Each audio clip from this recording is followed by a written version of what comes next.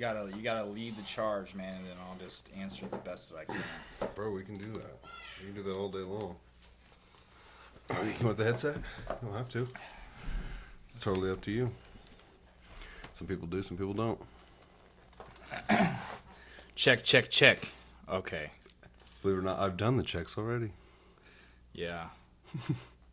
I normally do them with the person, but you were in there, so I was like, I'm going to do them real quick. So I'm kind of weird, like, when I can hear myself talk, it throws me off. Because then I start paying attention on how I'm sounding. Yeah. And then I forget what I'm talking about. You sound fine. Okay. Let me see if I can do it this way. It should say left and right. Oh, it should? But I guess it doesn't really matter. Gotcha. No, that's good. That's good. Okay. Because, like, I'll hear myself in one ear, you'll hear yourself in the other. All right. Is that how you feel? Yeah, Yeah. You're here and then I'm here. Mm-hmm. Yep. Okay. All Okay. right. All right. Welcome to another episode of Grizz Nation Podcast. Today we have my friend and coworker, Tommy. It's Tommy. Hi, Tommy. Hi. All right, Tommy. Welcome to Grizz Nation. Oh my gosh, he's got a radio voice too. Podcast. Podcast. You said you were going to make a little jingle or something, maybe. Man, like, I'm not opposed to it. Yeah, I'd be down. I'm not opposed to it. Maybe that birthday thing, that was pretty dope. That was really dope. Yeah, that's only for special people in my life. My wife doesn't even have one. So I'm more special than you should feel very special. And I do. It was very, like, spur of the moment. Like, it sounded great. Like, when I was listening to it, I was like, he made this. Like, this is insane. Yeah. I have a program called Reaper. Mm-hmm. And I just took one of the songs that a band I'm currently working with called Native Skies is. We're working on that. We have an album, but we haven't completed it.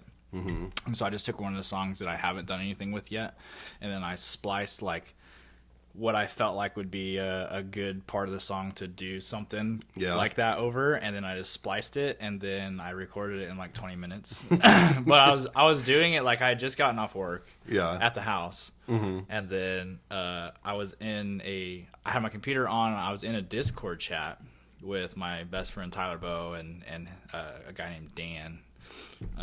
And I didn't know that, like, I have a microphone that when you flip, it, like, has a little thing that comes out, and then if you want to mute yourself, you just flip it up. Okay, like a gamer headset. Yeah. Mm-hmm. I love it. It's awesome. That's how mine is. So, but I didn't know that, which I don't know why I wouldn't know this, but when I put my interface in and I plugged my SM7B microphone in, that it didn't matter if I was muted here, because now my voice is coming through to Discord through my mic. Oh, okay. Which, for some reason, I didn't think it could do that. I don't know why. But so I was recording that whole thing, and Tyler and Dan were listening the whole time. No. So I was just, like, yelling in their ear, like, and I got done with it, and because, like, they were wanting me to play a game with them, you know. I was like, hey, I want to knock this thing out and send it to my buddy Sam at work, and then I'll hop on. And so they literally heard the whole thing, me going like, crap, you know, if I, like, had a break in my voice when I did it. I'm like, dang it, you know, I got to re-record that, you know. And that's so funny. I got done with it all, and then I was like, you know, I put all my stuff up, put my mic back in. I was like, all right, guys, I'm ready. And they're like, damn. And I was like, what? And they're like, happy birthday. I was like, okay. My bad. That's funny. So, yeah, it's super awkward. I don't like, you know, people who know, like, the kind of music that I do, and they're like, oh, you do that screamo, and I'm like, yeah, and they're like scream for me, right like, on the spot. I'm like, no, dude, I'm not doing that, right. So it's super awkward, but I really do love it. But well, you're in a band now, working with a band, like, how does that look? Terrible. It looks terrible. It's no one's fault, really, but I was in a. So do you want, like, the whole background, or do you just want? Yeah, I do want the background because, like, what band did you start with? Did you start a band? Like, how does that work? And then where are you all the way to now? Yeah, man. Okay, so I'll rewind it way back to when I was like 12. So when I was like 12, I was developing very strong feelings towards another man, and we're now best friends. His name's Tyler Bo Thomas. Shout out Tyler Bo. And he was a drummer. And I don't know where I got the musical itch because, like, both my parents I don't think they could even, like, make a guitar strum. Like, Mom, Dad, if you're watching this, it was just kind of a joke, but there's no talent there, right? Like, they never did anything musically. My brother is a great artist. He can draw very well, but when it comes to music, what I'm saying is I don't know where it came from. But I just had a fascination for drumming, and I think it was because, like, like my, high strung ADHD-ness, like, I just wanted to, like, release it some way and just beat the hell out of something. Yeah. And so I met Tyler Bo at church, and then later on, when I got to middle school, I joined the band, and I obviously wanted to play on the drum line.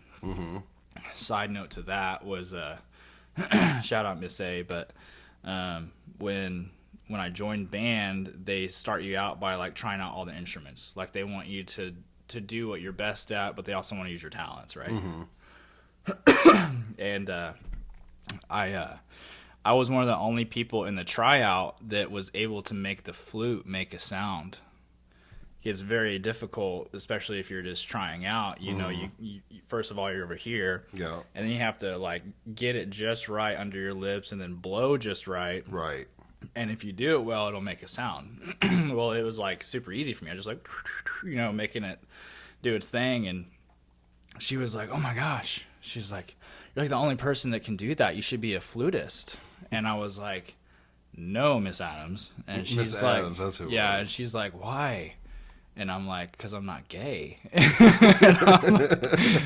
Nothing against anyone like that, but it was, I'm not gay. For some reason, I tied that to that, and I was like, I don't want to do that. The flute. Yeah, and the same thing with, like, clarinet, because all you see is, like, nothing but girls in the clarinet line. Looking back on it, I think it would have been dope if I played flute.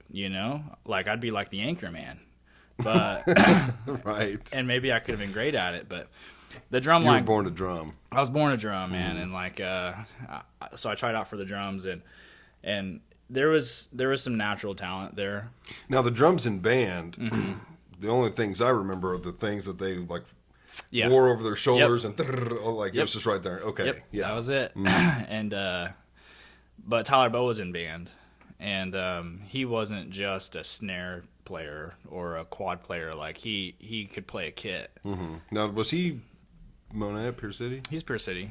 Why do I not remember him? I need to see a picture. Yeah. So his mom, Susie Thomas, was a Spanish teacher in high school for the longest time.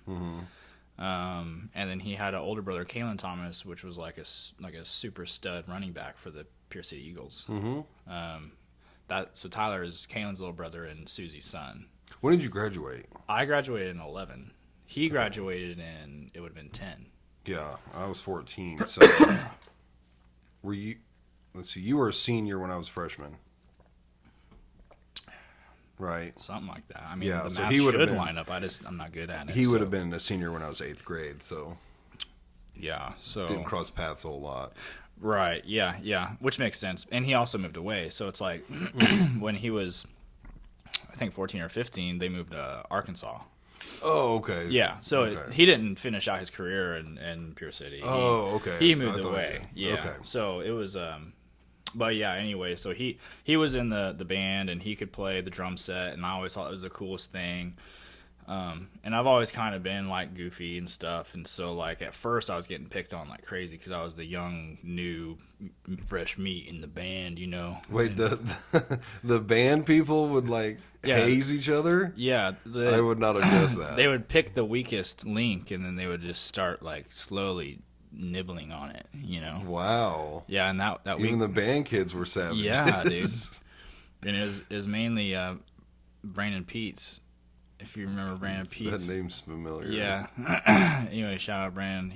I ended up really liking that guy, but yeah, he'd pick on me like crazy, and obviously the other guys would join in and stuff, and but I just kept being my goofy self and trying to be the best I could be and cutting up when I can, I always let everything like run off my shoulders anyway, so it's like it doesn't matter. Like you can call me names, it doesn't matter. It doesn't bother me, And eventually like me, us three, we became like pretty tight. But Tyler, I was like, man, I want to hang out with you, dude. Like I think you're awesome. You're goofy. Like we have that chemistry that when you can connect to someone and it's just easy, right? Yep. So we started hanging out, and he had a drum set up in his room, and I'd sit there and watch him play, just being amazed. He was playing stuff like Breaking Benjamin and stuff back in the day, just like simple stuff, but it was like super cool. Yeah. I was like, man, I want to play stuff like that, dude. And so he was like, well, hop on the kit, I'll teach you. And so long story short, like he taught me like the basics, like the fundamental stuff, like how to coordinate your hands and your feet together, and just the things I would teach my kids. Because that does seem tough. Like when you've got a foot that's got to stay on one rhythm and your hands are going faster. Yeah. Like if things are going faster or slower than the other parts, it seems very hard to keep that part steady. Yeah. Yes. And so he taught me like all the basic stuff, and then my parents obviously like saw that the huge interest I had in drums, and so they bought me my own kit when I was like 14 or 15. And that's when I started my music career. Yeah. It was 14 or 15, man. I would literally jam on the kit all day, and Shane can tell you stories about me jamming on the kit, but I would just my technique was just hit them hard and go fast, like I was just like, I just wanted to like get all that energy out. It felt so good. But that's not, if you're a good drummer, you're very controlled, very precise. Every hit matters in it, and it adds that sauce to the song. Yeah. I wasn't a sauce slinger, dude. I was a cymbal ringer. You know what I mean? Right. I was like, I just want to, I just want to beat him to death. Well, I don't know like a lot about the drumming, but I have seen some cool videos. There's this, I think it might be a YouTube channel or something. Yeah. They're bringing like stud drummers, and they're having them listen to really popular, like iconic songs, but songs they've never heard of. Yes. And they're like, can you recreate what that drummer's doing? Yeah. And bro, most of the time, the ones I've seen, they're really close. Yeah. So the drummer for Red Hot Chili Peppers did one. Yes, he did one. And it was, I think it was the song to the Kill by 30 Seconds to Mars. Yeah, is he the one that looks like Will Ferrell? Yeah. Yeah, that's the one. Yeah, and like, dude, he nailed it. He didn't play it like exactly the way the song went, but like if he recorded with that band, that would have worked for that song. Yep, absolutely. And it would have been great. Yep. I just watched another guy. I don't know who he was, but he had like real long hair, older guy, and he did a Nickelback song. I think he was a drummer for Dream Theater, if I'm not mistaken. I can't remember. I watched that show religiously. I think it might be Drumeo. It might be like I can't remember exactly who puts it on, but it's a super intelligent like theme. You know what I mean? Yeah. Like get these big name guys in here, play a song. By the way, like. How do they not know some of these songs? Yeah, like a song consists of, drums, guitar, bass, and vocals. A lot of songs, man, if you take the drums out of it, like you and I wouldn't be able to really tell what that song was sometimes. Not all the time. There's some very like, there could be a Guns N' Roses song that like has iconic guitar parts, like we'd be able to point that out. But there's a lot of songs, if you take one aspect of it out, it's like, what? Okay, what was the song again? Or if you take the vocal out, you're like, crap, man, what is this song? You know? And it's like, dude, it's Lady Gaga. And you're like, oh, like, you know? I hear it. Right. Now I hear it. But I think it's a genius like video idea. It really is. And these drummers are great, and they kill it, and it sounds awesome. And I love like Pop Goes Punk, stuff like that, where you basically cover a song but you make it yours. Like the Smashing Pumpkins, I think, did that with a Michael Jackson song, Just Beat It or something like that. Beat It, okay. And I thought it sounded like way better than the original. Right. And I had to look it up. Yeah, or there's certain bands like what's that Leonard Skinner song? I don't know. Anyway, but a band will cover it and it's like, wow, that turned out great. But putting their own twist on it. Yeah, put their own twist on it. Yeah. But yeah, I watch those shows religiously. They're freaking awesome. But and there's that Russian guy that's just insane. Like it's like called like El Esperado or whatever. I don't know. He's a drummer. He's a drummer, and he's literally insane. Like makes me want to quit. But the only Russian artist person I know of is I don't know if he's actually like he's definitely from a different country. I don't know if it's like Russia Europe. or not. Yeah. Who's the lead singer for Slaughter to Prevail? Alex the Terrible. Alex Terrible, yeah. Yeah, he's Russian. I think they're Russian. Yeah, they're Russian, and he also makes me want to quit doing vocals. So, bro, his vocals are is deadly. Yeah. Let's get into vocals after. Okay, so you're still drumming. You're like high schoolish now, and you're drumming. Oh, sorry, yeah. So distracted. No, I basically Tyler taught me like the fundamentals, like the basics. Like he's the one that was like, here you go, buddy. You know, and then I took that. And then my parents, sorry, I keep covering up your thing. They're like, "Oh, you want to play drums? Let's buy you a drum kit." And they bought me like at the time it was like the coolest Ludwig, like just OG wood drum kit, beautiful. Ludwig, that's pretty popular. It's pretty good. Good brand, yeah. It's pretty good brand. And so I started playing that and teaching myself tricks here and there, and you know, it started with. The music that I liked was the stuff that I grew up with. So, like, my dad was huge into, like, AC/DC, Led Zeppelin,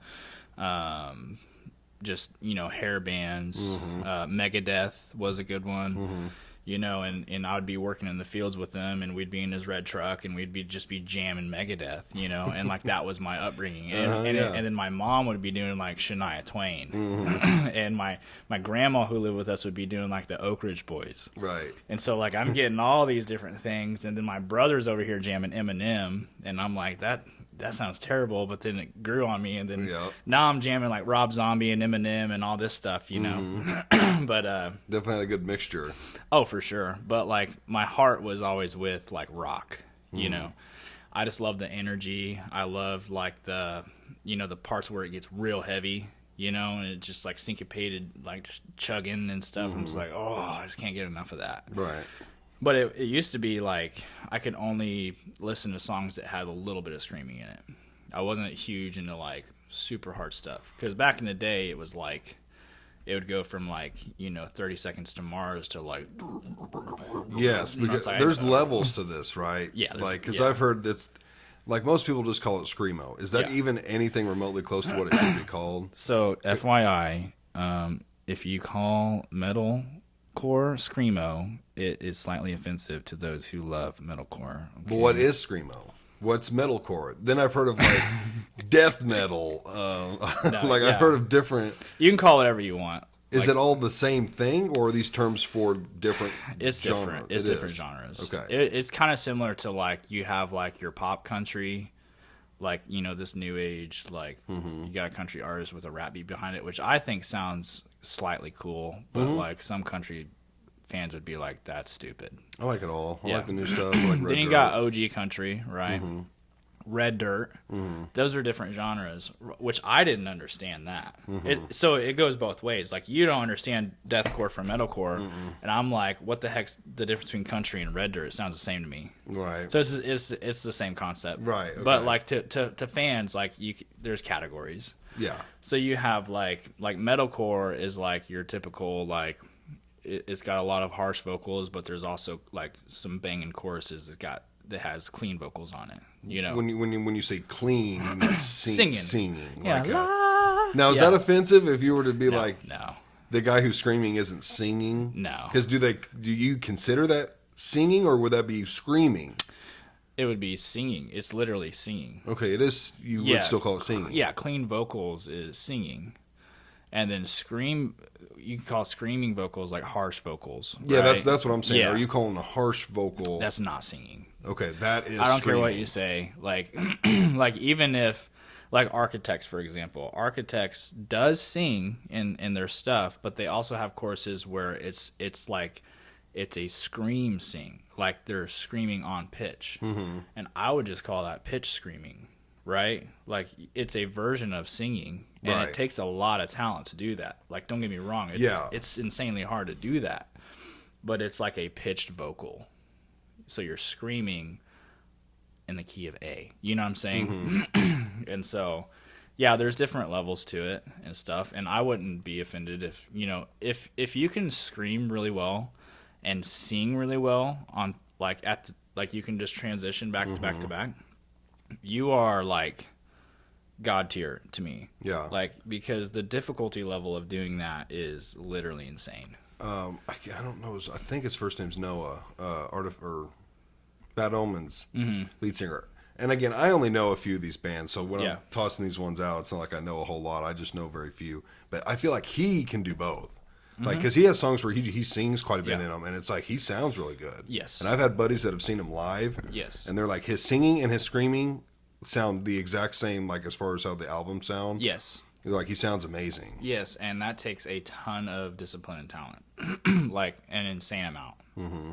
As someone who has done vocals since I was, like 16 was when I started like seeing if I could even dabble in it.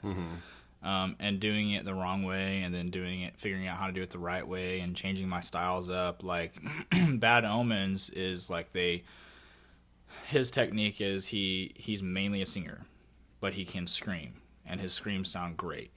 But he stays in a specific register so that he doesn't mess up his main vocal. When he's screaming. That makes sense. So he stays in the higher end, or like like if he's singing and his comfortable vocal pitch is like he's not gonna go any lower or much higher than that when he screams. Pitch when he screams. That makes so much sense when you're saying it, because like he doesn't do that.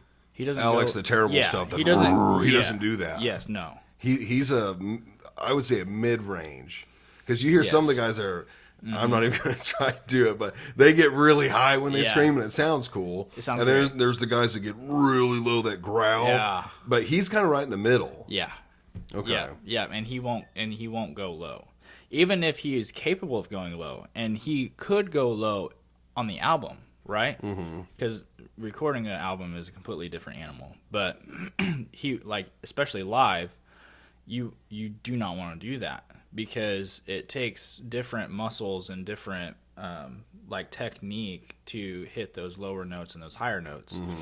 And it really could affect your ability to sing afterwards. Right. You don't want to damage no matter vocal cords and stuff. Right. So I'm saying like I'll give you an example. There's a band called Aviana. Me and Shane just saw them. I took my boy to go see him. Okay. And the dude has the most insane vocals I've ever heard live. Like he sounds greater than the album, and the album sounds amazing. And he also sings. Same thing with Silent Planet. But if you watch carefully, or if you listen closely, there's some choruses where they go really high. Well, they will either not hit those high notes. They'll go into their head. They'll go into their head voice, which is like a, you know what I mean? Like, oh yeah, like that's a head voice. Yeah. Or they will just scream it. And that's because, like, no matter how hard you try, I'm sure some people can do it, and there's probably great artists out there who do it, but, like, it's very, very difficult to go into your, like, false chord lows and then your fry highs and then be able to sing a whole show. You're manipulating your voice so much that it's just super, super hard to stay on top with everything. Both short term and long term. Yeah. And so, like, you have to figure out, because everyone's voice is different. For example, like, I've gotten to a point where I could probably scream all day, and I have before, and I could try different techniques with my voice, and as long as I'm screaming, then at the end of the day, my voice is fine. It might be like a little hoarse, just slightly, but a good night's rest and you're back to where you were before you started doing it. But if I were to sing all day, just singing, no like power vocal or anything like that, I'm just trying to sing like Ed Sheeran or something, I'll lose my voice way faster. And it's because I've spent so much time training myself how to scream, and it has to, you'll know when it feels right, you'll know when it sounds right. Yeah. And I trained myself for so long doing that, and I haven't spent a whole lot of time just trying to sing. That singing is what kills me, it's not the screaming. Well, I've got two things, one on singing, one on screaming. The screaming is more how you feel. But I know as far as a singer, I like John Party. I don't know if you know him, country singer. Is he like a comedian? No, he's a pretty big country singer, like regular country. But I've seen multiple times throughout his career where he's lost his voice and had to reschedule shows. Yeah. But the way he sings, he's got a very, it's a higher kind of twangy, and it's almost like, he's not singing from his chest. Yeah. It's not his head voice, but it's like... Yeah, it sounds like he may be using a lot of throat. I definitely think he does, because I've seen multiple times he's had to reschedule shows from losing his voice, and I'm like, I wonder if it's the way he sings. Like, sure. It's just strains his voice. Yeah. And the way he sounds, it's like, it sounds more up here than it does, from here. Yeah, and I'm sure it sounds great, right? I do like it, album, it'd be the same thing with, like, Steven Tyler with Aerosmith. Like, he's had so many vocal surgeries, and you can tell when you hear him sing, he hits these insane notes. The dude is super talented, but his longevity isn't there. You know what I mean? Right. Like, he also will, he'll lose his voice. Miley Cyrus had a lot of issues with her voice. I've seen her voice get really deep now. Yeah. Compared to what it used to be. Yes. Well, she was... this is kind of speculation and kind of like watching YouTube videos. But like, she was trying to be basically someone she wasn't. Like, as far as singing, okay. Like, she wanted to be, this type of singer. But the reality was, she made some bangers though. She did. Party in the USA, dude, banger, right? Banger. Still singing it in the shower, but like the her, for what her voice is, she really needs to stay in this niche, right? Like, to a certain point, you really just have to work with what you have. Yeah. Like, I could try as hard as I can to sound like Alex Terrible, and I might get close, but I'm never going to sound like him, because, like, that's his voice, and I talk like this. I don't have, like, hi, I'm Russian. Right, like, I don't... So, like, I could do that, but if I did that all the time, I'd probably start getting super hoarse and have to figure something else out. Well, saying that about Miley, I don't listen to a bunch of her stuff. I just listen to, like, her big hits. But, like, thinking about, like, Party in the USA. Yeah. And it's that higher pitched, kind of that high energized. So up in my hands. Yeah, Yeah. And then you listen to, like, Flowers. And it's we were good. Like, it's way more low. Ooh, and that sounded good, dude. It's way more. I got goosebumps, bro. That'll never happen again. Yeah. But it's different. It's way different how she sings now than she did back then. Yeah. So, and from what I've seen or heard is that, like, she had to retrain how her vocal technique. Like, she doesn't sound much different, but she had to retrain how to achieve the sounds that she wanted from a different avenue within her, anatomy. Yeah. You know what I mean? And I think she even had surgery on her vocals. I'm not sure. But you can tell, obviously, she's raspy. Oh, yeah, she's raspy.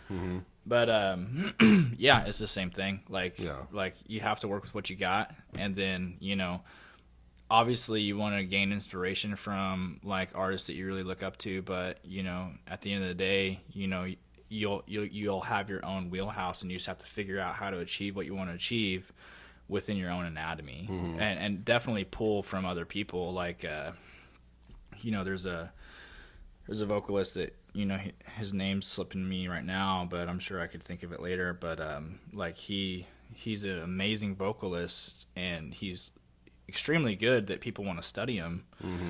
And so, like, he's let people, like, put cameras down his throat. I've seen that. And him hit his ridiculous vocal points. It wasn't Steven Tyler, was it? No, absolutely not. It was a deathcore vocalist. Oh, okay. Yeah.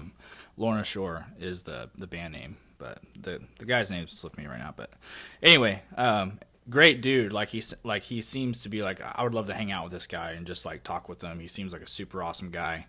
But I actually learned a lot just from seeing what the inside of his throat was doing, or his palate, his talking palate, and his little dangler and stuff. Like, the way that his throat closes when he's making these tonal vocals, like watching that video actually helped me, like, envision what my throat is doing and trying to adjust it to do what his is doing. You know what I mean? Yeah. Like, it's very informative, and It's a talent, man, and it's like, I think Freddie Mercury would have been a cool one to see that. Oh, absolutely. How his would have moved. Yeah, he had a very unique voice. He had some pipes, bro. Yes, he did. He was one of the pave makers for a lot of music, in my opinion. But I'm trying to think, man. That's gonna make me sound stupid. I don't know if it's Def Leppard or who sings "Welcome to the Jungle." I think it's Guns N' Roses. Is it Guns N' Roses? Yes, it is. Yes, it is. Was it Axl Rose? Or, yeah. Yep. Okay, that's their lead singer. Yep. Yeah. Have you seen him? Which you can't blame him, but have you seen him lately do his "Welcome to the Jungle"? You know what? I bet you are. Have you seen him do that? No. Bro, it's bad. It's so bad now. But he ruined his voice. It sounds nothing like it did. Because I've seen him when he's young do it. Yeah. And it's like, whoa, man, how is he hitting that note? It's really impressive. But his voice is shot. Yeah, man. Like, there's plenty of artists out there that they started doing something, it sounded great. Mm-hmm. They couldn't sustain it based on their technique, or they weren't listening to their bodies or their anatomy or what have you, and then they had to pivot. There's a band called Bring Me the Horizon that was like literally the epitome of that idea. Mm-hmm. Of the fact that when they started, they were a deathcore band, and it was Ollie Sykes, and he was doing a bunch of like but he was like tearing his throat up. Yeah. He was playing shows and spitting blood afterwards. Oh, he was doing it wrong. And he would be doing these lows that like sound great, but like it wasn't sustainable. And he eventually like couldn't do it anymore. Mm-hmm. And people were getting kind of peeved because like he didn't sound the same anymore. He did so much damage to his anatomy that he had to figure something else out. And so they took a long hiatus. And when they came back, they were a completely different band. Sounded way different. Yeah, you could ask Big Shane about it. He's still butthurt about Bring Me the Horizon. He loved the old stuff, and he can't stand the new stuff. Not because the new stuff isn't great, but it's not the Bring Me the Horizon that he knew. Right. And so he's like, I don't want to listen to that band. I'm like, dude, they sound great still. It's just a different style. He can't do what he was doing. But what is great about that is he learned what not to do. He learned based on his vocals what he can do, and then he trained himself and went down a different path. And now they're a massive rock band. Mm-hmm. You know what I mean? They're amazing. They sound really great, and they put on amazing shows. Highly successful. Yeah. They're way more successful now than they would have been if they would have kept doing the deathcore stuff, in my opinion. Well, do some bands intentionally, like they will record a song one way, and then they'll never sing it live like that? Yes, and it's very frustrating. It is, because Extremely there's Breaking Benjamin has a song I love. I think it's called Red Cold River. Mm-hmm. You know the song? I'm sure if I heard it. Yeah, you should listen to it. I was a big Breaking Ben fan back in the day, but yeah, this song's pretty heavy. Like it's got a heavy part. Yeah. I'm trying to think how that heavy part goes. It kind of like builds up slowly to it, and then it's got a little drum, and then I can't think of the lyric, but it sounds amazing. Yeah. Well, I've looked him up live because I'm like, I want to see him sing it like that. Right. Yeah. Nothing like it. No, he doesn't even do it. Right. Like he literally drops the mic. Like I've seen it on multiple. Like he doesn't sing at all, and they just kind of lightly play it in the background. And it's like, oh, bro, like that sucks. But then I'm thinking, he probably can't, because it's heavy. Like the way he sounds in it, it's like, oh, that's heavy even for Breaking Benjamin. Right. So I'm like, he must not be comfortable doing that all the time. He did like a couple takes to get it on the song, and then it was like, that's it. Yeah, yeah, man. Like it's like if you try and watch The Kill by 30 Seconds to Mars, he mainly only does that acoustically now, and like. That's Jared Leto. Yeah, because I don't ever even see him being able to sing like that. Anyways, he doesn't sound like that when he talks. But he can sing like that. And when like there's a part where it's like, this is how I like he can actually do that. Mm-hmm. But he doesn't freaking do it anymore. And I'm like, I wonder why. I'm like, dude, like please, like that's like. To me, that's like the best part of your band is that little part in that one song. Mm-hmm. Like please just do it the way on the album. But like now it's just on the acoustic. And I'm just like, oh, like that sucks. There's other bands that like when they and that's what I'm saying. Like the studio life is way different than the live life, and for the most part, based on my experience, I'll say that. Like in the studio, you could experiment with whatever you want. there might be one day where your voice feels amazing and you can hit that super high note, but the chances of you hitting that every day for the rest of your life is probably slim. You were just feeling really good that one time. And they do that kind of stuff knowing, hey, when we go to sing this live, we're going to sing it different. Yeah. They'll either, they'll go low, or you'll see a lot of, they're singing it. When it gets to that part, they hold it out to the crowd, and the crowd will do it. And that's a great technique. I hate that shit. I hate it. But that's why. Yeah, I know. Because when I hear stuff live, it's like I want to hear it the exact same way they sung it on the record. Yeah. I don't want you to put a different spin on it. Yeah. I don't want you to like go low when you should have went high. Yep. But I understand why they do it. Yep. And I had to learn that the hard way in my first band. In my first band where we were actually playing legit shows, I didn't really write but maybe one or two of the songs lyrically, but I had to learn how the songs were performed, and they were like books. Like the parts where you're able to breathe, there's a technique with that. Like now I know when I'm writing a song, I want to write it in a way that if I were ever perform it live, I would be able to. And as a singer, you have to be able to breathe. Right. It's its own technique. So you sing a line and you go, and then you go again, and you want to work at the top of your tank, so they call it. You always want to be filling yourself with as much air as possible so that you have the most power, the most control. But if you write a song to where you can't ever breathe, then you're going to kind of screw yourself, and then you got to figure out little cop-outs. Right. Yeah, like, you'll be like, and now you're just,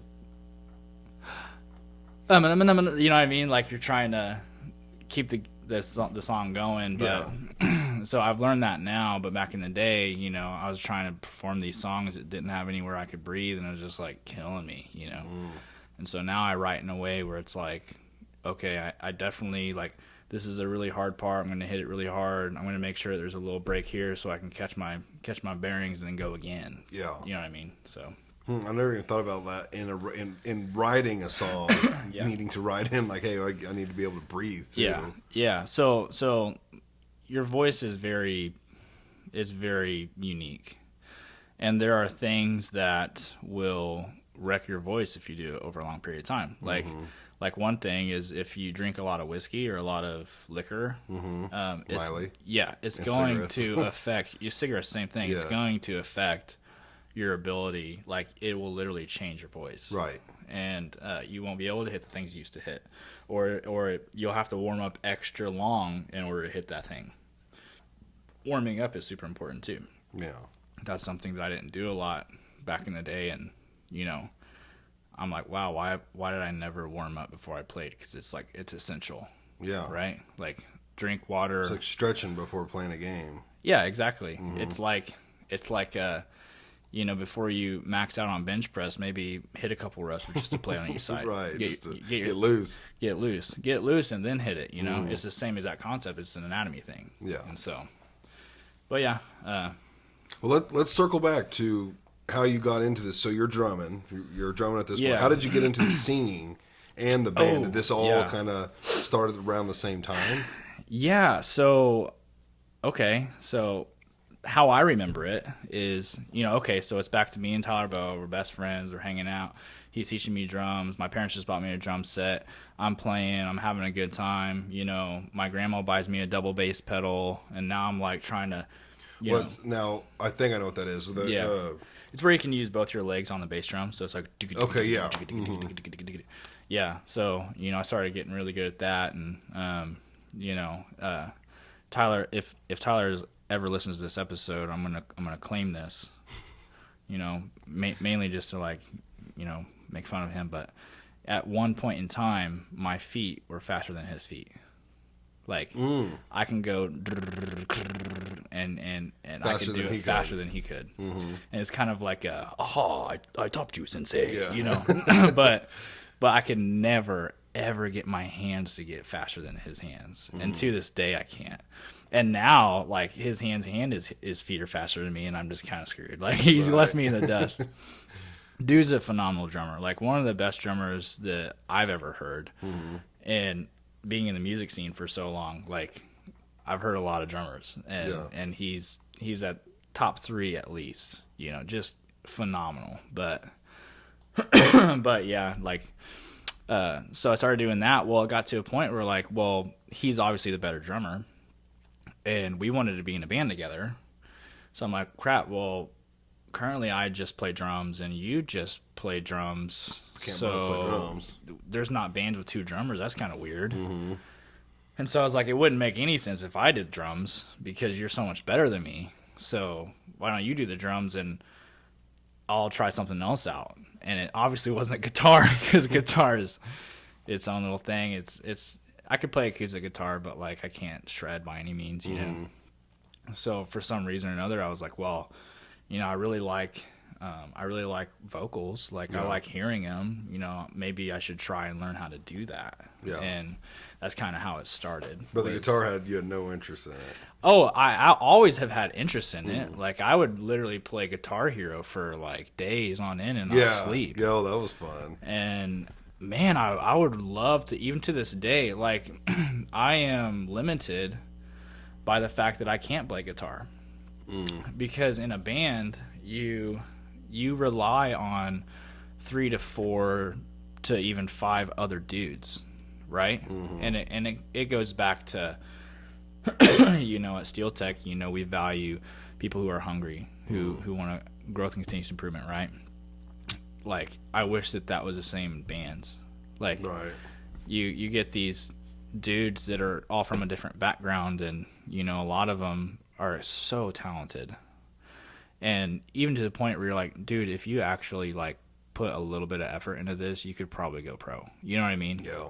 Like, you know, I've worked with musicians where I'm like, what are you doing? Like, put a little bit more oomph in this stuff, and, like, pew, like, remember me when you're way up there, you know? I always wanted to learn an instrument. I thought that'd be cool. Like, if I could pick, I actually have a banjo. Maddie bought me a used banjo one time for my birthday. Because I wanted to. You look like you could play banjo, dude. I wanted to. Dude, I want to learn it so bad. I don't care if that's all I knew. I just wanted to play that.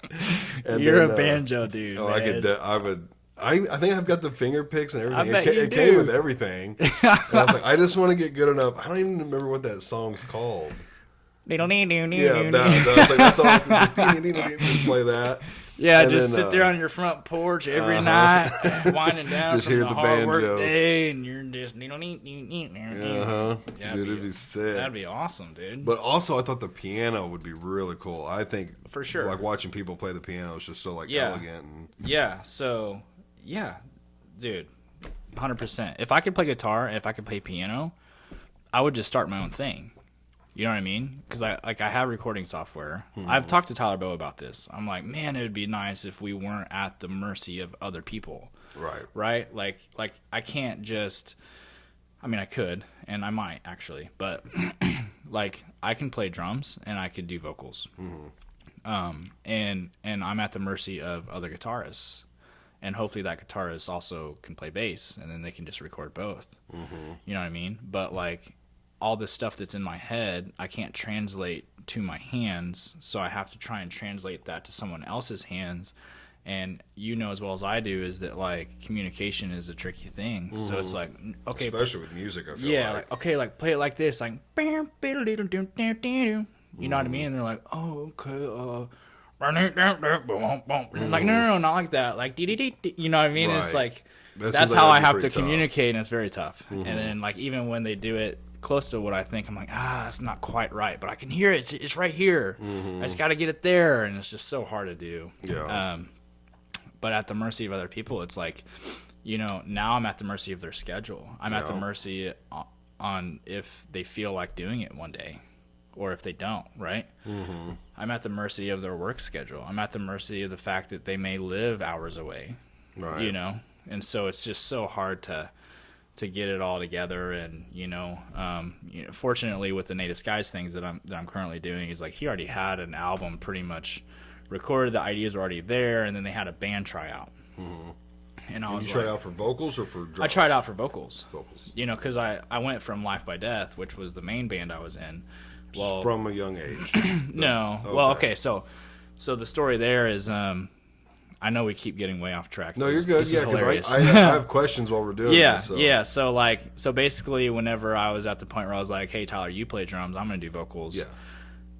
I went hard into it, and then the band that I pulled the techniques from, like, were like, "Hey, this band's gonna teach me how to do vocals," was Slipknot. Slipknot, okay. I did my time. So I'm just like sitting there recording with like my dad's flip phone, trying to hear what it sounds like, and I listen back and I'm like, that sounds terrible. This is one of my main questions. Yeah. Is how did you know or develop this skill? Like, how did you know you had it? Yeah. or the first time you screamed, was it just like, oh my God, that sounds terrible? Or you were like, hey, I can kind of do this? Nope. It sounded was terrible. Awful. It hurt.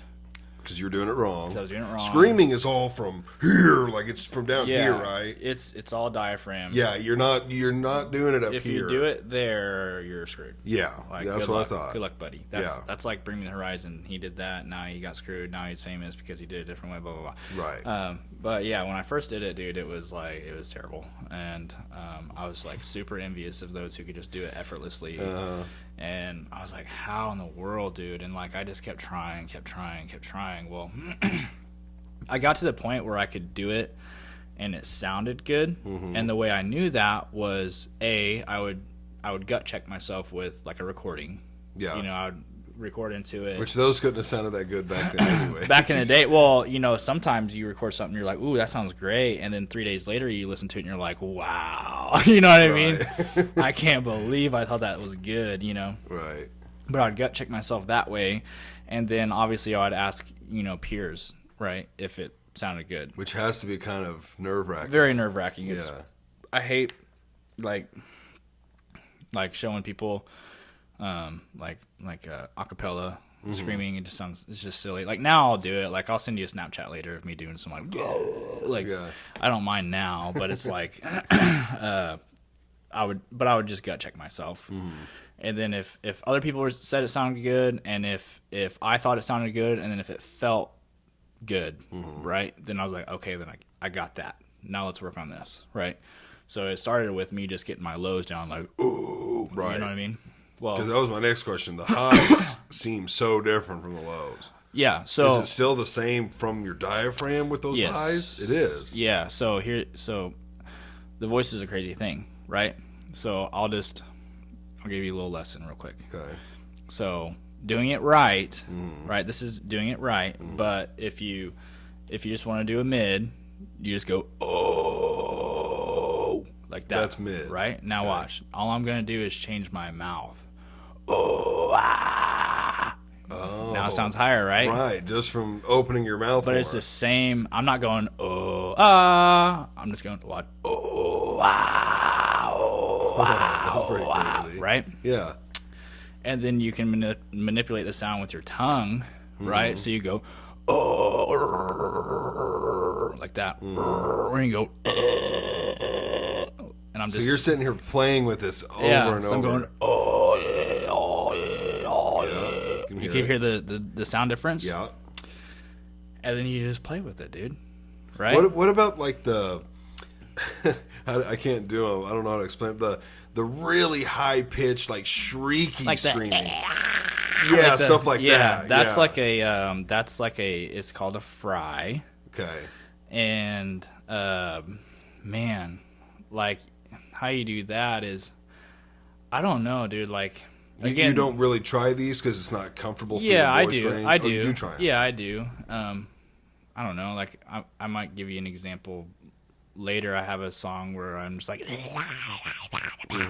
but like for me, I literally envision what like that sound is actually doing with my body. Yeah. And then I try and like replicate that. So like for like the really high stuff, I like pin my ears back, so to speak. And I make sure I'm working with a lot of stuff here, but like highs take way less power or energy than a low does because it takes a lot more effort to make that low loud because the air is escaping so fast. But with a high, it's kind of like a balloon whenever you're like pinching it together and it's squeaking. Yeah. That's like basically how you do your high. Yeah. And so like you can go like for a long period of time and it's fine.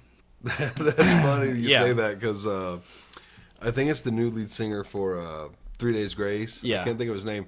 He does that fry shit like at the end of his songs. He re-sang Animal. Yeah. Or Animal I've Become. Yeah. And he, they didn't scream a lot in their stuff, their original stuff. Right. But he came from a band that screamed. And so at the end of Animal, he does a scream thing, but it sounds just like that at the very end. Like that. Yeah. And he just holds it. I mean, he holds it for quite a bit. Yeah. So like so since we're doing lessons here, so the techniques are like basically like a fry is like the creaky door noise, right? So you go and then you push harder and harder and harder, and eventually you're like you know what I mean? Yeah. But then it's called a power fry. And then a false chord vocal is like a hollow. It's like, replicate a dog barking. You go woo. You hear the difference? Yeah. And that's a false chord. So it's literally using different muscles in your throat than a fry would. Yeah. And you just like probably 90% of all singers, they'll do the fry stuff. They won't do the false chord stuff because it uses different muscles. And the extreme discipline and talent it takes to go back and forth between a fry and a false and singing and back to a false and a fry is just insane.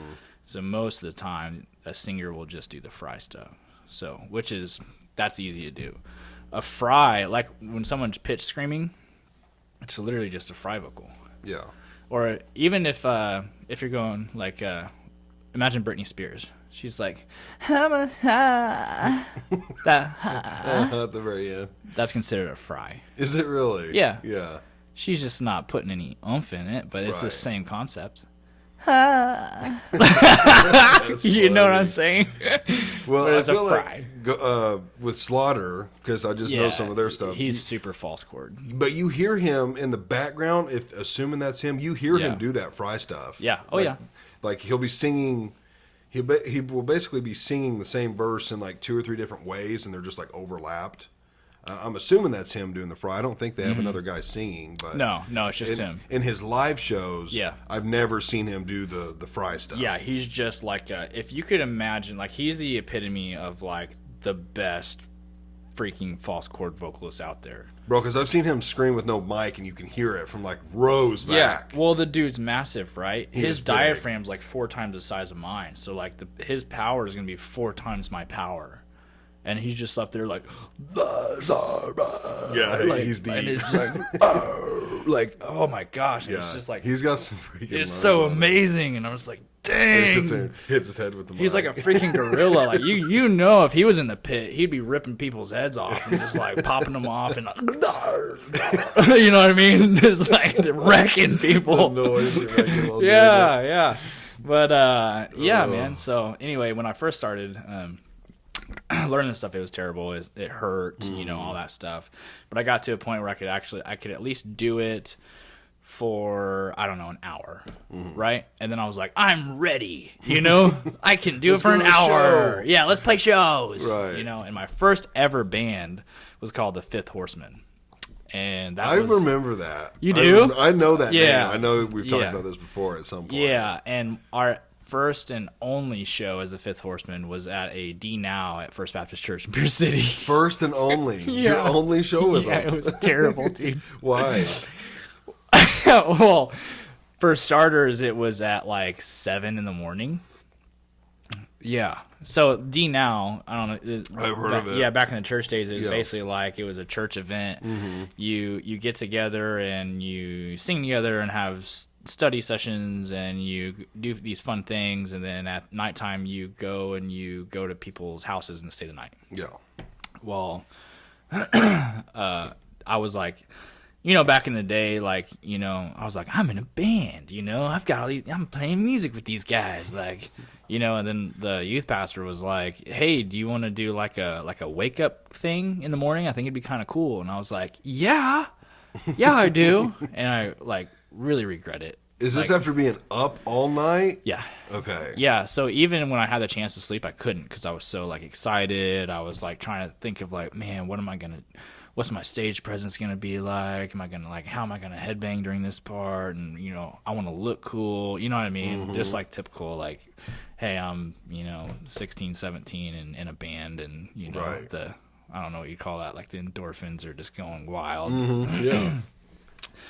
And so, yeah, but our first show was either at like 7 or 8 in the morning. It was just awful. And like going back to like, it's if you don't rest your voice, you're screwed. Like, have you ever like stayed up too late with the boys, maybe had a couple drinks, and then, you went to bed at 3 and woke up at 7, and just your throat is like all scratchy, and you're like, man, I didn't even really talk much, and I'm hoarse. Like, right. Like that's what happens when you don't get good rest.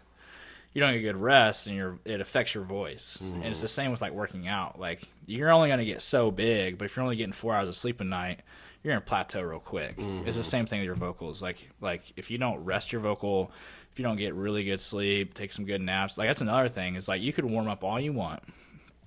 You could like in an hour before the show, you take a 20-minute nap. You better warm up again. Oh, really? It's kind of like cool down again. Yeah, it cools it down. You know what I mean? It's crazy stuff, right? But anyway, yeah, we played the show at like 7 or 8 as the Fifth Horseman. We had originally like 6 people in the band, or 5. It was like me, Tyler Bowe, this guy named Mark, Andrew Schloop was our like pianist or whatever, and the extent of his time in the band was he showed up and took a band photo, and that was it. Schloop? Schloop. Which is not his fault. It was just like there was no piano.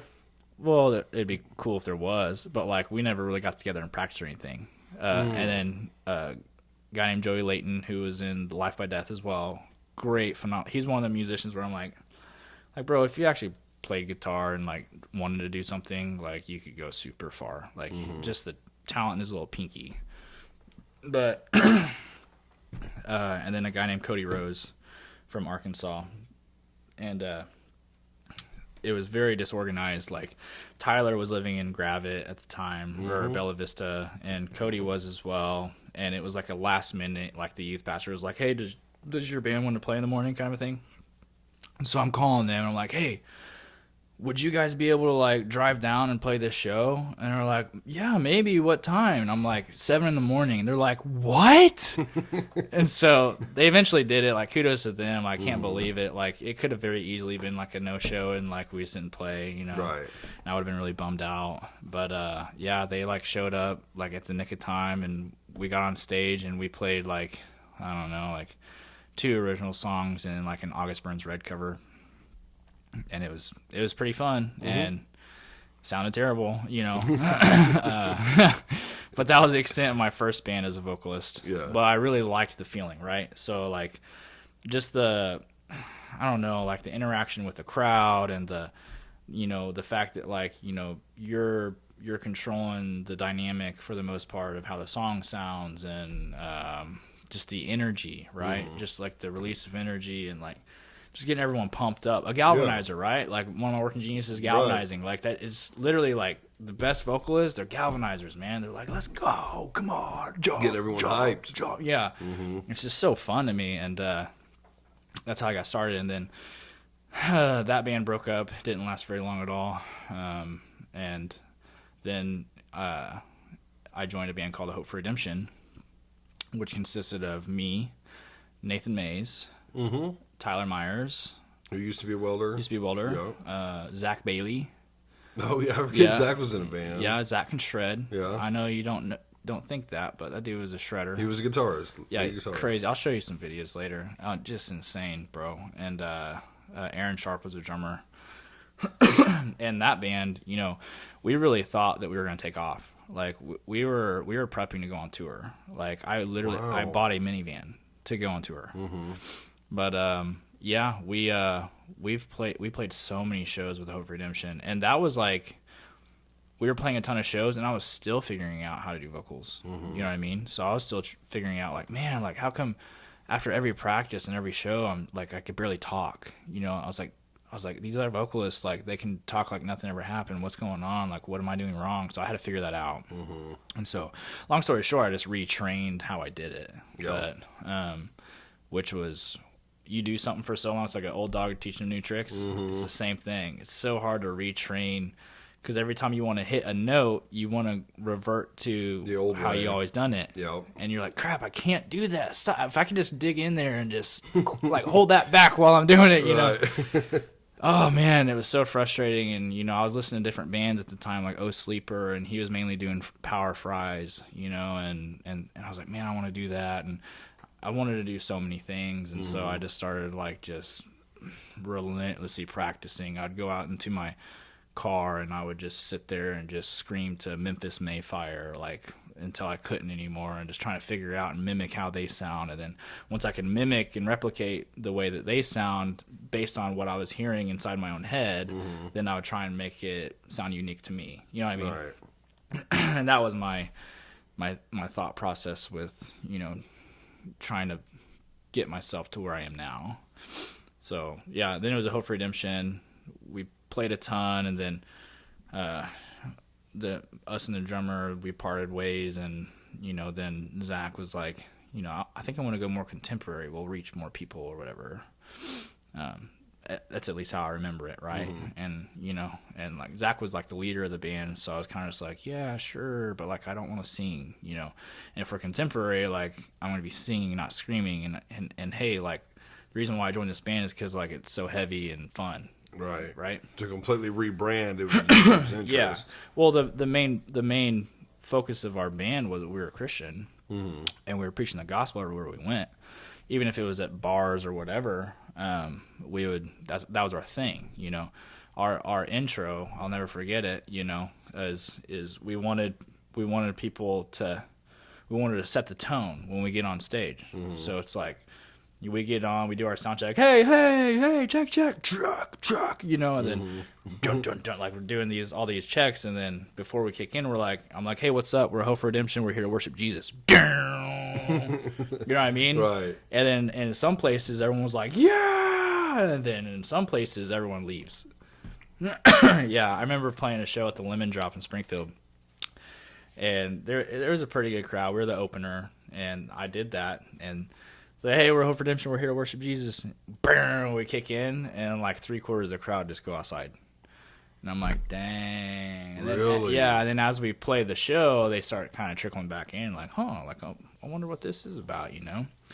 But like, you just never waver. You just keep doing what you stand for and what you're there for, and then you just let it roll. But yeah, that was super fun.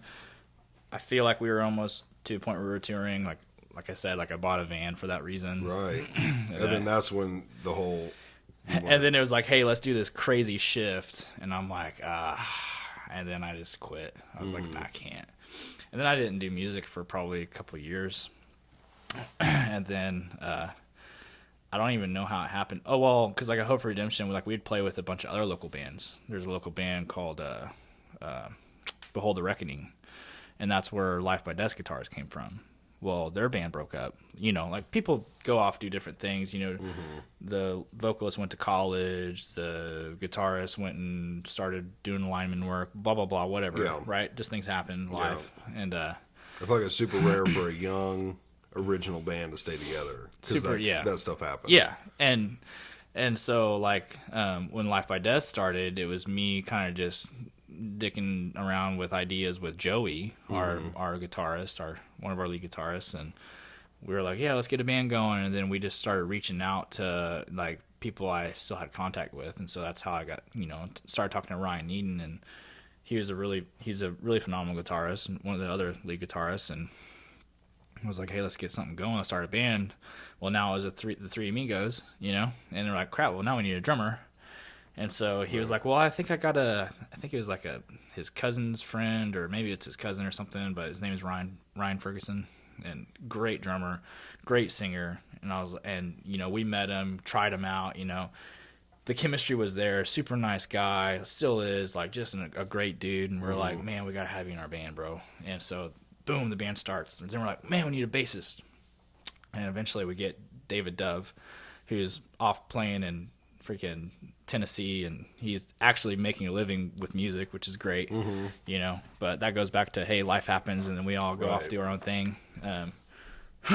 But yeah, we were Life by Death, originated there, and man, we hit the ground running, dude. We're like, hey, you know, I'm tired of just being this local band. I want to actually have merch and have like stage scrims and have a brand. Like when people see our logo, right, Grizz Nation, when they see that, they think Grizz Nation. Like let's brand ourselves. Let's really go out there and give it our best. Like we want to be professional. And we were. Like every show we would overanalyze ourselves and be like, man, I think I can move a little bit more in this part, or maybe I can get the crowd hyped during this part, and you know, just really trying to constantly improve your product, so to speak. Yeah. And, you know, I will say, like, the last show we played was our best show. And it was just because we just never settled. We're just like, okay, let's keep going. Let's, you know, let's make it better. Let's get lights. You know, our last show, I had Nate Mays over there flicking lights for us in the corner, and it made it look so cool, you know? And just that little bit more, bit more. But yeah, COVID kind of put a halt to all that. Like when COVID hit, all the venues shut down, and then we kind of lost all of our steam. You know what I mean? And it's like, even now we haven't, you know, Joey just texted the band for the first time in 2 years, like as in that text thread, group chat, right? Yeah. And I was like, wow, it's been 2 years since we did anything. That's crazy, man. Wow. But it's just so fun, bro. But that just goes back, like our drummer, he's off doing, you know, he's got big boy job, and he just had a baby, just cute thing, man. And our guitarist Ryan, he's helping like get a company off their feet, you know, and he's doing great things with like kids education, and Joey's going to college for computer science, and you know, David's off playing in Nashville with country bands, you know what I mean? Yeah. And I'm leading a plant, and so it's like, it's hard to make time. Take those 5 guys and try and get them in the same room, you know what I mean? It's just difficult, you know. You have to prioritize that. I worked with a guy who he did prioritize it quite a bit. He worked where I used to work, and he went to Nashville once a month for a week. He actually wrote, I believe he wrote Crazy Girl for the Eli Young Band. Really? He wrote that song. I believe that's what it was. But yeah, he goes, I think till this day, once a month for a whole week, he goes to Nashville and writes music. And you ever heard of Machine Gun Symphony up in Springfield? I have. Yeah, that's them. Like, well, he's not in the band anymore, but my old boss used to be in the band. 2 guys I worked with are still in the band, the drummer and the bass player. And so yeah, I've been around it and like talked to him before, and you know, kind of know the ins and outs of it. And it seems pretty neat. Yeah, dude, I'll tell you, like, one of the best times of my life, man, was when we recorded Dreamcatcher in Paducah, Kentucky.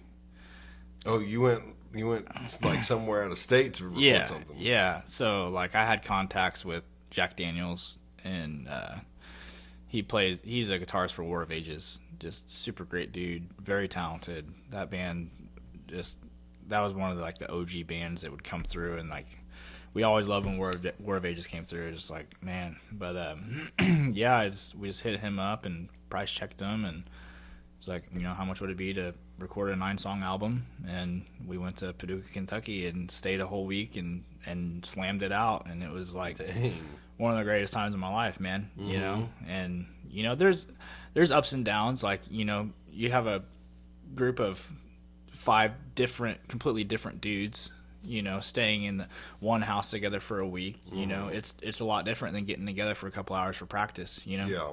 So now you have to learn like the ins and outs of how they live and stuff like that, and you know what I mean. It's just one of the things. So there was some ups and some downs, but like, dude, like if I go back, man, you know, if I could do it again, like that's the goal. Is like I want to do it again, you know. Right. And it was just because it was so great. It was such a fun time, man. Well, this band is still together. It's just a matter of we're on like a hiatus of sorts, you know, like. We're all still alive. We all still have the desire to continue making music. It's just a matter of when and where and how, you know. It's 2024. Technology is great. Like, you know, worst case scenario is they record a part, bounce it to me, I record my thing, bounce it back, that kind of a thing. Yeah. But yeah, I mean, I would love to, even if we just recorded a new song, even if it was just, hey, let's just release one song, we don't even have to play shows. But like the other side of that is like, you know, I always wanted to have something permanent, so to speak. You know what I mean? Like, it's one thing to like show your kids videos of, hey, I used to play music. Right. It's like, but it's another thing to be like, hey, I have this album, right? Let me let you listen to this album. This is what I used to do back in the day. Yeah, let me pull it up on Spotify. It's like a solidified piece of time. You know what I mean? And then you have all these stories with it, and that's the other thing too. Is like, yeah, I'm super passionate about music, but the other side of it is like, you know, I wanted something to show my kids, my grandkids, you know, and now I do. And man, just the studio life is something different, man. It's cool. It's really cool, and I want to do it again. Yeah. And so with hopefully you do. Yeah, with Native Sky, like this thing is like Life by Death's still a band, quote unquote. We're not doing anything, but you know, it's not like we're breaking up or this is our last show. We haven't done that. But the newest one, you were just saying. But with Native Skies, like we're slowly getting things going. So like I have 4 or 5 songs recorded with them. We have one released on Spotify called Medicine. And we're just slowly trying to put that album together, but it's the same thing. It's like, you know, I'll do it when I have time to do it. You know, Brett will do his thing when he has time to do his thing, and you know, he's mixing and mastering it, and then he's like, hey, can you re-record this last part? It doesn't quite, you know, vibe with, you know, it could be better, which is, that's like the beauty of working together, right? Is like, hey, this is good, could be better, and like being humble enough to be like, yeah, you're right, you know, any ideas, how can we make this better, and then working through it. But then I'm like, yeah, I'll re-record that part, you know, maybe 2 weeks, you know, like when I get to it, you know, and it's just kind of one of them things. And so, and that's the other thing too, is like I record in my office, and so I have to do it, like I have to time it just right, like, oh, the kids are out of the house, they're not screaming bloody murder in the background. Or they're not sleeping, or you know, Haley's not feeling well, so I probably shouldn't be screaming next to her room, you know, like so maybe wait till the kids are out of the house and Haley's off doing something with her friend, and then I'll turn the recording studio stuff on and like, you know, dabble a little bit. But it's gotta be like all the perfect stars have to align. For it to happen. Man, but it's super fun, dude. It's super fun. Well, it's definitely awesome. I'm glad I got to like learn all that and ask a lot of questions. Yeah. So. If you ever want to learn anything, I'll teach you. I love being asked questions. Yeah, screaming's great, right? It's definitely different, but like very, very fun. Yeah, very fun. I mean, it's fun when you're in your car by yourself and you're singing along and messing around. But then if it was like, you know, do it in front of someone, you'd be like, oh, hell no. Yeah. Hell no, because I'm sure it sounds terrible, you know. Yep. But, yeah, that's the musical side of things, man. And, of course, like, I still play drums. Like, I play at MCC every once in a while. That's what I was going to ask you. Yeah, like, every other week. Like, you're drunk. Can you sit there and, like twirl mid-drum and do all that crazy stuff? I can, but I refuse to. You think it's kind of dumb? Like when you see other drummers do it? No comment. No comment. Yeah, no comment. I've seen some, and it's like depending on how they do it, if they're doing it while playing and it looks cool, I like it. Yeah. When they're just sitting there kind of just like doing it for no reason, but I've seen it where it's like do and like they're kind of doing it while playing. Yeah, I think it is cool. I think it's cool, but there's like a line. Or some guys are just over the top. If you're overdoing it, I'm like, wow, you're lame. You know what I mean? Like, but yeah, I think it's cool. I can do it. Not like crazy stuff. Like I can sit there and play and then twirl it and keep going, but I don't, just because like why? You know what I mean? Right. And also I'm playing in a church, so it's like right, that might be a different setting. Yeah, my goal is to not distract them from worshiping. Right. So, of course I jam and shred every once in a while, because like I can't help but get into the music. That's like that's part of who I am. Like if I'm gonna be playing music with somebody, you bet your butt I'm gonna get into it. Right. But like I'm not gonna go out of my way to like put any like unneeded attention to me. You know what I mean? So but if I was in the stand or like in the crowd and I was like, let me see you twirl your stick, like you do it for me. Oh yeah. I'd be Play with your stick. Yeah, I'd be like, yeah, dude. Check this out. Yeah. Oh, that's so funny. Yeah. I don't know. Music's great, dude. It's it'll always hold a special place in my heart, and I don't think I'll ever stop doing it. You know, and that's the other thing too is like age. Age is a factor. Like reason why Guns N' Roses can't sound like they used to sound. Just old. Just getting old, man, and your vocals change as you get older. And AC/DC is another one. Yeah. AC/DC, same thing. Well, AC/DC sounds a lot better than freaking Motley Crue. Yeah, I mean, a lot of them are like that. Now, oh my gosh, how am I forgetting these guys' names? Rolling Stones. I heard they sound pretty good. I bet they do. I bet they do. He sounds surprisingly good for, how long they've been going. I bet they do, man. There's some bands that they just stand the test of time, man. Like, right. And they were doing it smart from the get-go. Yeah, and kudos to them. And I bet, smart. Yeah, they were partying their asses off. Yeah, but at least he was probably singing correctly. Yeah, like Motley Crue singer, guarantee you, he probably ate gallons and gallons of booze and cigarettes and pot and you name it. But so did the Stones. Yeah. I don't know. This could be body. A different. Well, because the Stones, man, like they have a different vocal style too. So so like they're not going like crazy. Might not been as harsh and stuff. And like Guns N' Roses, like you know what I mean? Yeah. Like that's a fry in itself there. But like, like his technique is gritty and raspy, and so like that. Some people can do it till they're 80, but probably not. You know? Probably not. So. That's the thing. Yep. Well, awesome, Tommy. Thank you for coming over today. You know how we end. You've seen how it ends. Now, I feel nervous because I normally don't let these tattooed thugs in my home and stuff. Yeah. And, I'm big anti-tattoo. Yeah. But... And ink does correlate to strength, too. Yeah. How so? Like, because I'm all tatted, yeah, I'm way stronger than if I wasn't tatted. Oh, okay. Yeah, it's a thing. Okay, that makes sense. I totally agree. Ask carefully, dude. I got more tattoos than you do. Oh, that you know of. I've seen you naked. I know I got more. Ooh. I have not. I wish, though. Okay, me and you. Who's winning in a fight? Me, 100%. Absolutely, dude. Think so? Yeah. Why so? Well, I'm way bigger than you. Right. I'm way smarter than you. You probably are smarter than me. I'm less good looking than you. No, you're more good looking. But let's be real here, bro. Like, look at your hands. Look at your fist and look at my fist. Show the camera that. Show the camera that. You see how much bigger my fist is than yours? You're screwed. I don't know, Tommy. I don't know. You're screwed. You're fast, though. I'm assuming you're fast. You're, super light on your feet. So I used to be fast. Yeah. And then I turned 30. I turned 30. Yeah. Over. And I will say, like, a gift that I do have is that, like, I'm like a cat.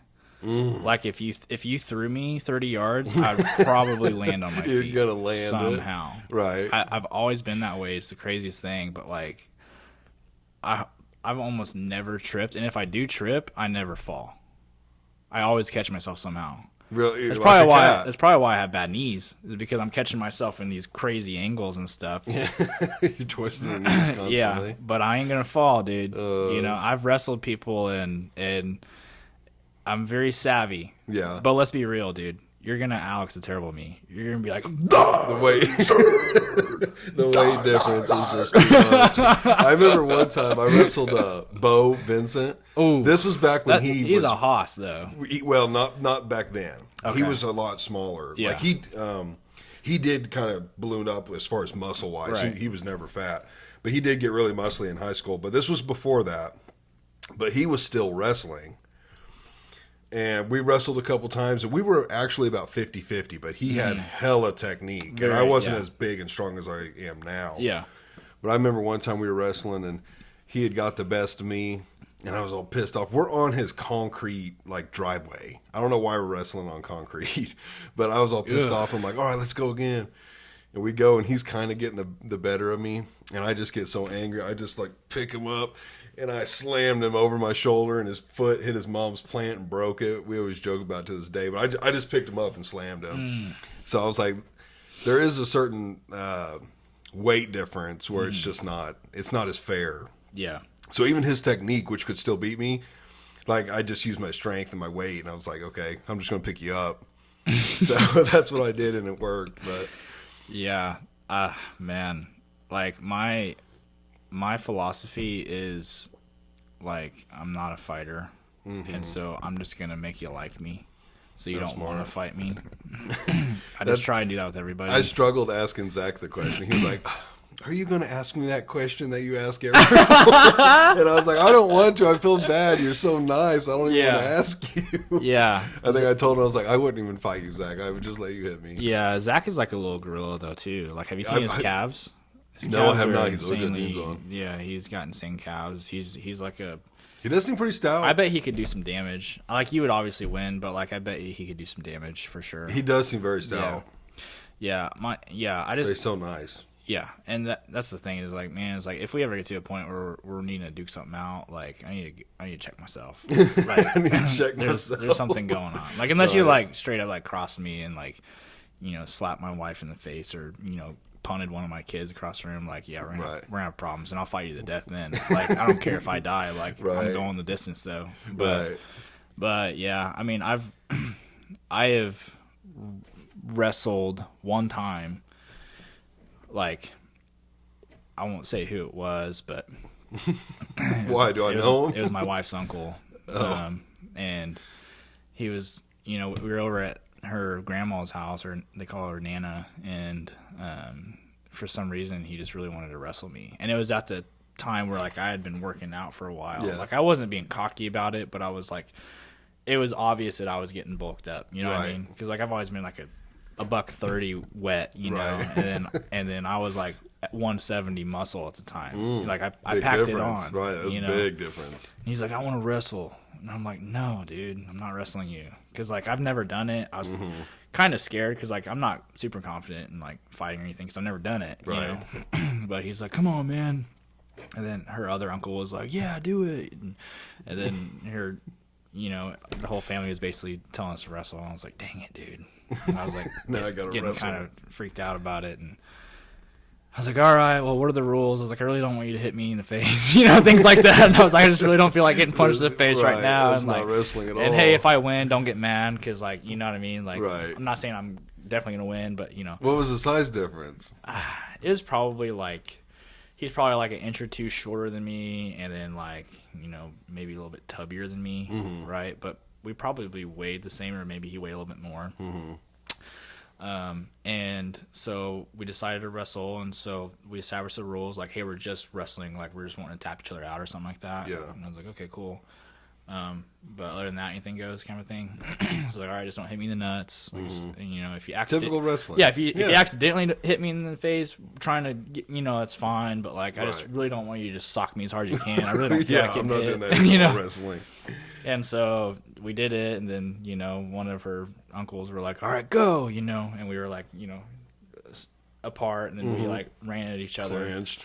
And so his technique, which to this day I'm like, that was kind of dumb of you to do that, but like he like went for a spear, like he speared me like good, right? Like knocked the breath out of me, like, and he speared me, but while I was like in air, I just reached around and grabbed his head. And then even when he took me down, I was like, well, that's even dumber, because now I just smashed your head into the ground. And now I'm like sitting there, and I'm not even really applying too much pressure, because I was also like, I don't want to hurt him.